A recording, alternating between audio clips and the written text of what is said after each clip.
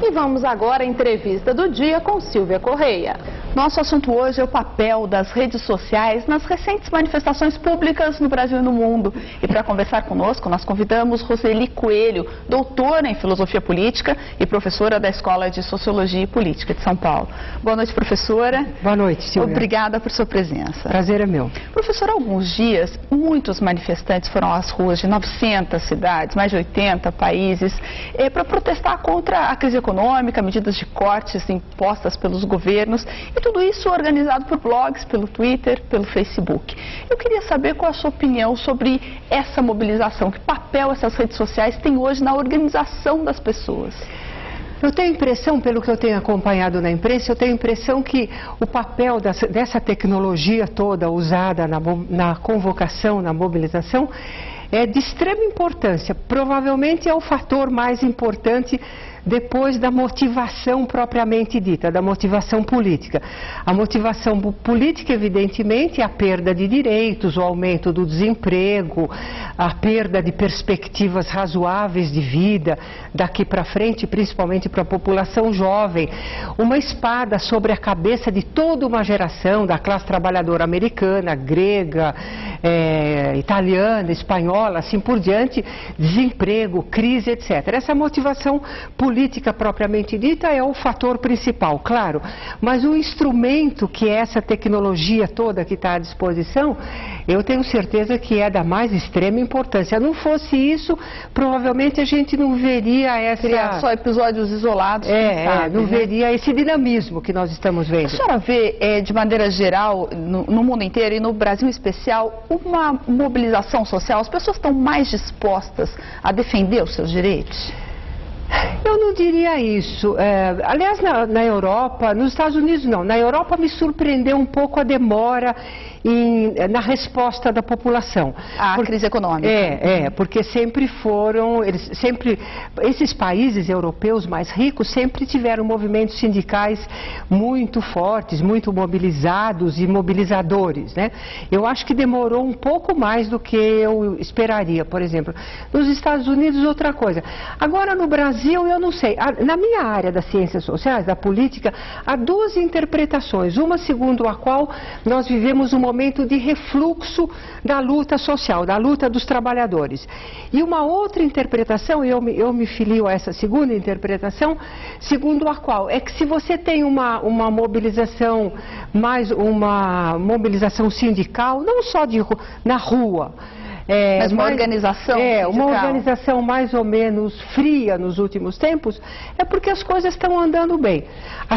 Os ganhos salariais são razoáveis, o desemprego está baixo, a economia vem crescendo de modo razoável, enfim, não há uma insatisfação generalizada como há na Europa e nos Estados Unidos. A senhora, voltando só um pouquinho às redes sociais, às vezes fico me perguntando se esse hábito de interagir ali só com a tela do computador não pode ter um efeito, o tiro sair pela culatra e fazer com que as pessoas acabem se mobilizando menos na vida real. Eu acho que ainda não está evidente.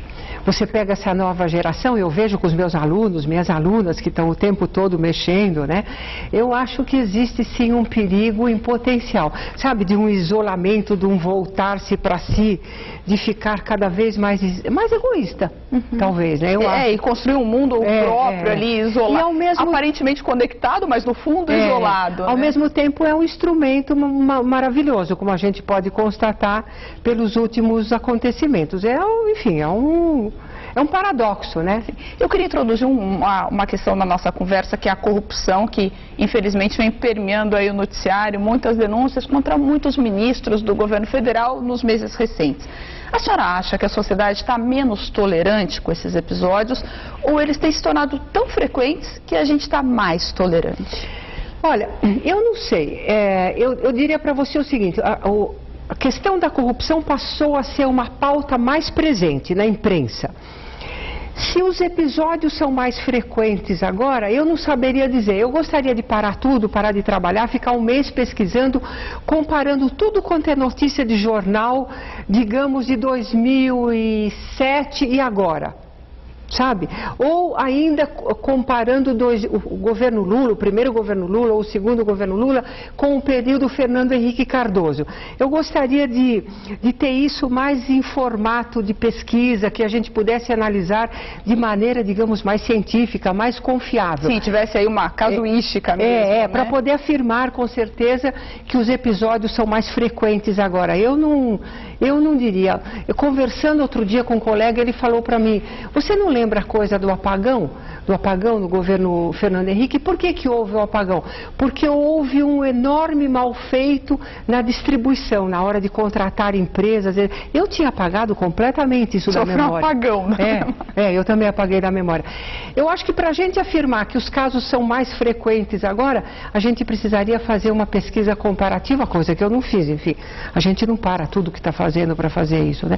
Agora, sem dúvida, o tema da corrupção está mais presente na mídia e talvez esteja mesmo na mente das pessoas atualmente. Professora, para a gente encerrar, a senhora acha que as eleições do ano que vem podem ser eleições que se resolvam pela internet? Isso já tem esse potencial? Eu tenho a impressão que não.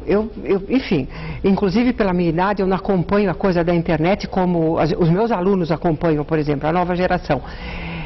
Teve a grande novidade da eleição do Obama, que dizem que uma parte do sucesso dele foi pela internet, inclusive de contribuição financeira e tal. Se vai acontecer isso nas eleições municipais do Brasil ano que vem, eu não sei.